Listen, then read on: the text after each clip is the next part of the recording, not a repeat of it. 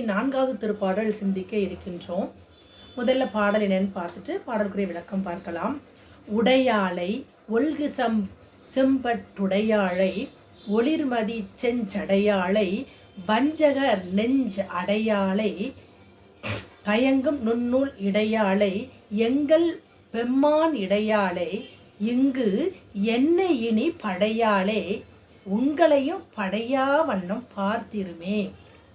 அதாவது நமக்கு உபதேசம் சொல்வதாக இந்த பாடல் பாடி அருளி செய்திருக்கின்றார் நம் அபிராமி பட்டர்.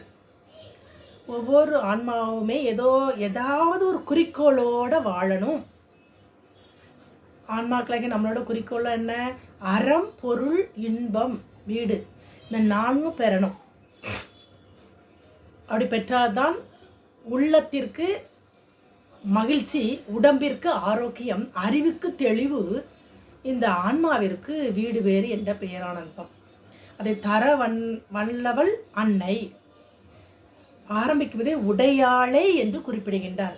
இந்த அண்ட சராசங்கள், இந்த புவனங்கள் முழுவதும் எல்லா இடங்கள் பொருட்களுமாக உடையவள் அன்னை, உடையாளே என்ற ஒரு பொருள் நம்ம எடுத்துக்கொள்ளலாம்.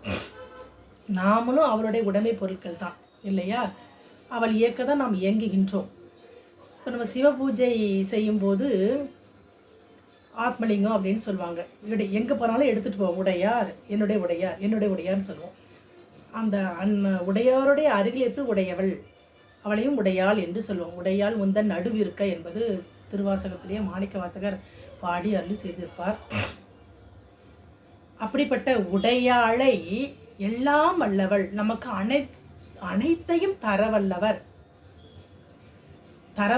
அவளுடைய திருவடியில் நம்மை இளைப்பாற செய்பவள். இருப்பதிலே பெரிய செல்வம் அந்த வீடு வேறு என்ற பேரானந்தம். அதான் உடையாளே, எல்லாமாக இருக்கக்கூடியவள், அனைத்துமாக இருக்கக்கூடிய உடையவள், உடைமை பொருள். நாமெல்லாம் அவளுடைய உடைமை பொருள். அண்ணனுடைய திருவருளால் தனுகரண போன போகங்கள் பெற்று வாழ்கின்றோம். அதே அவளை நினைத்து பாட வேண்டும், அவளுடைய நாமத்தை சொல்ல வேண்டும். அப்படிப்பட்ட அன்னையின் சிறப்பை தான் சொல்கின்றார். அடுத்து ஒல்கு செம்பட்டுடையாளை அப்படின்னு குறிப்பிடுகின்றார். அன்னை உயிர்களை உய்வடவே செய்வதற்காக கொள்ளும் தோற்றங்கள் பல. அன்பாக இருக்கும்போது பார்வதி, உமையம்மை என்று சொல்வோம். மரக்கருணை புரியும் போது காளி ரூபம். அந்த காளியில் பல வகை உண்டு. திருச்செந்தூருக்கு அருகில் குலசேகரப்பட்டினம் என்று ஒரு ஊர் இருக்குது. அங்கே தசரா வெகு விமர்சையாக நடைபெறும். ஆண்கள் எல்லாம் 41 நாட்கள் விரதம் இருந்து காளி வேஷம் போடுவாங்க. அந்த காளி என்பது அவள் கொள்ளும் அந்த நிறத்திற்கு தக்கவாறு அந்த பெயர்கள் வழங்கப்படும். பச்சை காளி, பவளக்காளி, செங்காளி, கருங்காளி, வெங்காளி, அங்காளி, கங்காளி, பொங்காளி என்று சொல்லுவாங்க. இதில் அந்த செங்காளி என்பவள் செம்பட்டு உடையாள். செம்பட்டு, அந்த சிவப்பு நிறத்தில் பட்டு அணிந்திருப்பாள். அவளுடைய கருணை வேலை என்ன? சிவபூஜை செய்யும்போது சிவ அபவாதம் செய்பவர்களுக்கு தண்டிப்பவள் என்ற குறிப்பை இங்கே பதிவு வைத்து செங்காளியை நமக்கு நினைவுபடுத்தி காட்டுகின்றார். அதாவது உடையாளை, உடையவளாக அறத்தின் வழியில் நிற்கக்கூடியவள் பார்வதி. அப்படி நிற்பவர்களுக்கும் உறுதுணையாக காப்பவள் செம்பட்டு உடையாளே என்ற கருத்தை பதிவு செய்கின்றார்.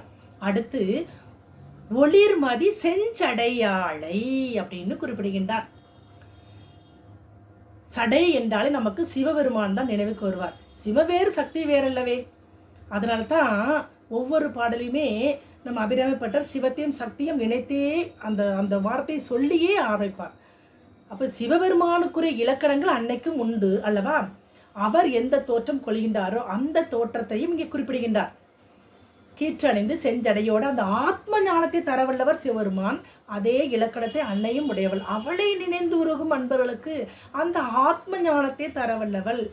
அதான் ஒளிர்மதி செஞ்சடையாளை அப்படிங்கிற ஒரு குறிப்பு வைக்கின்றார். அடுத்து வஞ்சகர் நெஞ்சு அடையாளே. நல்ல எண்ணம். வஞ்சகம்னா என்ன? மனதில் இந்த மனமென்ற தாமரையில் நல்லதே நினைக்கணும், நல்ல சிந்தனையோடு இருக்கணும், அறிவு தெளிவாக இருக்கணும். அப்போ தான் அங்கே அன்னை வந்து குடியிருப்பாள். அப்படி அல்லாதவர்களிடம் அந்த உள்ளொன்று வைத்து புறமொன்று பேசும் அந்த அன்பர்களிடம் அன்னை வந்து இருக்க மாட்டான், நெருங்க மாட்டான். ஏன்னா அவர்களுடன் நல்ல எண்ணம் உதிக்காது, நல்ல செயல்கள் செய்ய மாட்டாங்க. அப்போ நல்ல எண்ணம் இருந்தால்தானே அந்த இறையை வந்து அங்கே தங்கும் இல்லையா? அதனால் அவர்களுடைய நெஞ்சத்தில் வந்து அணுக மாட்டாள், தங்க மாட்டாள். வஞ்சகர் நெஞ்சம் அடையாளே என்று குறிப்பிடுகின்றார். அடுத்து சொல்கிறார் பாருங்க, தயங்கம் நுண்ணூல் இடையாளை எங்கள் பெம்மான் இடையாளை என்று குறிப்பிடுகின்றார். அதாவது அன்னையினுடைய அந்த இடை தயங்குகின்றதான். அதன் நூல் இலை நூலை போன்று அவளுக்கு இடை இருக்கின்றதா இல்லையா என்ற அந்த அளவுக்கு சிறிய இடை உடையவள். அதான் தயங்கம் நுண்ணூல் இடையாளை. சின்னஞ்சிறிய பட்டு அங்கே அந்த ஏற்கனவே அந்த பாடலையும் நம்ம வந்து சிந்திச்சிருக்கின்றோம். அந்த மெல்லிய இடை திருவாசக சிவசிவ திருமுறைகளும் அன்னை இடை வந்து சிறிய இடையன் எல்லாம் என்று அருளாளர்கள் பாடி அருளி செய்திருப்பதை நம்ம பார்க்க முடிகின்றது. சிறிய இடை, சிறுத்த மெல்லி, அது அந்த இடையே தயங்கும் தயங்குகிற இடை இருக்கின்றதா என்று அடுத்து சொல்றார் பாருங்க, எங்கள் பெம்மான் இடையாளே. அகில லோகத்துக்கும் தலைவனாகிய முதல்வனாகிய நம் சிவபெருமான் அந்த வாமபாகத்தில் இடம்பெற்று எப்போதுமே கூடவே இருப்பவள். எப்போ கொண்டு முடிக்கிறார் பாருங்க, இறைவன் ஒருவர் தான். அந்த இறைவனே தன்னுடைய திருவருளையே சக்தியினம் திருமேனி தாங்கி ஒவ்வொரு உயிரும் எந்தெந்த நிலையில் இருக்கிறது என்று உணர்ந்து அந்தந்த உயிரின் பக்குவ நிலைக்கு ஏற்ப ஒன்றாகவும் உடனாகவும் வேறாகவும் அந்த உயிரை பேதித்து வளர்த்தெடுக்கும் பெய்வளையால் துரோதனா சக்தி அல்லவா. அப்படி அந்த அந்த உயிரை அப்படியே வளர்த்து தட்டி எழுப்பி எங்கே கொண்டு சேர்க்கிறார்? பெருமானைகளை கொண்டு சேர்த்து ஐக்கியமாகின்ற அந்த உன்னத நிலையை இங்கே நமக்கு பதிவு செய்கின்றார். எங்கள் பெம்மான் இடையாளை, எந்த உயிராக இருந்தாலும் அன்பினால் பெருமானை வழிபாடு செய்கின்ற உயிராக இருந்தாலும் அந்த உயிரே அந்த பக்குநிலைக்கு ஏற்ப அழைத்து வரவுள் அன்னை. அன்னையை நினைக்கவே இல்லை என்றாலும் மரக்கருணை புரிந்து அந்த உயிரை பெருமான்கிட்ட திருவடிகள் சேர்க்கும் அந்த கருணையை இங்கே நமக்கு பதிவு செய்கின்றார். அடுத்து சொல்றாரு பாருங்க, இங்கு என்னை இனி படையாளே. ஏன் அப்படி சொன்னார்? அவர் அன்னையை உணர்ந்தவர், தெளிந்தவர், சத்திய தரிசனத்தை பார்த்து விட்டார் அபிராமி பட்டர். அன்னையை நினைந்து வெளியே பார்த்தது எல்லாம் உள்ளேயே நினைந்து அவளையே நினைத்து அவளோடவே உறவாடி அந்த மேன்மை நிலையை அடைந்தவர் அல்லவா. அவர் இறை அருளை பெற்றவர்கள், பன்னீர் திருமுறைகளும் பாடிய அருளாளர்களும் இறையருளை பெற்றவர்கள். அதனால் நமக்காக அவருக்கு அனுபவித்தே நமக்கு பாடல்களாக திருமுறைகளாக பாடி அருள் செய்திருக்கிறார்கள் இல்லையா. அதுபோல இங்கே அபிராமி பட்டரும் அன்னையினுடைய அருளை பெற்றது. இனிமேல் எனக்கு பிறவி இல்லை, அதை உணர்ந்தார், தெளிந்தார். அதே போல உங்களுக்கும் பிறவி வேண்டாம். இந்த பிறவி என்பது துக்க சாகரம், இடர்கடல் இல்லையா. அப்போ இந்த பிறவி கடல் நீந்தாதார் இறைவனடி சேராதார். அப்போ இந்த பிறவி கடலிலிருந்து நீங்கள் விடுபட வேண்டும் என்றால் என்ன செய்யணும்? திருக்கடவுரில் எழுந்து அருள்வாளிக்கும் அன்னை நினைந்து உருகி அவள் திருவடியை பற்றி கொண்டவர்களுக்கு இந்த உலகப்பற்றை நீங்க செய்து அந்த அவளுடைய தரிசனத்தையும் அவளை பற்றி உணர செய்து நமக்கு அந்த பிறவா நிலையை தரவல்லவள், வீடு பேர் என்ற பேரானந்தத்தை தரவல்லவர். அப்போ உங்களுக்கும் அந்த பிறவி வேண்டான்னா, பிறவி வேணும் அப்படிங்கிறதுக்காக சொல்லலை அவர். பிறவி வேண்டாம், உன்னுடைய திருவடியே நிலையானது என்று உணர்ந்தவர்கள், தெளிந்தவர்கள், அவருக்கு வழி என்ன? இந்த வழியில் இப்படித்தான் அன்னையை வணங்க வேண்டும் என்ற குறிப்பை நமக்கு இந்த பாடலில் வைத்திருப்பதை பார்க்க முடிகின்றது.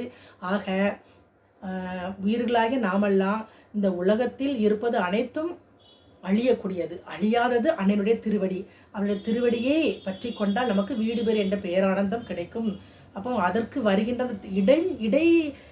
அந்த இடையூறுகள் எல்லாம் நீக்கவளவள் அன்னை என்ற குறிப்பை வைத்திருப்பதே நம்ம பார்க்க முடிகிறதா. உடையாளை, அறத்தின் வழியில் நிற்பவள். செம்பட்டு உடையாளை என்றால் இந்த அறத்தின் வழியில் நிற்பவர்களுக்கு ஆனந்தத்தை தருபவள்.